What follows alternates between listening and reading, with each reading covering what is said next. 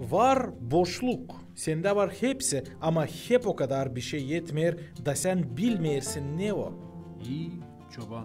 Var boşluk senin yüreğinde, senin yaşamanda. Sen istersin doldurma o boşluğu ama bilmeyirsin neyle. Sen arayırsın. Sen arayırsın bir şey ne dolduracak senin hem derin saklı can köşeciklerini. Allah doldurabilir. Allah yarattı seni kendi simasına göre. O sever seni. Da o yolladı kendi oğlunu İsus Hristos'u ölsün diyeni kruçada çaprazda. O kruçada o aldı kendi sırtına her bir günahı ani sen yaptın. Eğer sen olaydın biricik yalnız insan bu yeryüzünde, o öleceğiydi senin içinde. Ama Hristos kalmadı kruçada. Öldükten sonra o dirildi. Şimdi o deri da o kayıl gelsin senin yüreğine de. Şimdi. İstersin mi İsus Hristos gelsin senin canına, da doldursun o boş yeri? İsle yaz ya da telefon aç bize, da biz yardım edeceğiz sana yapma bunu. İyi çoban, İl Gagavuz Hristiyan Medya kanalı.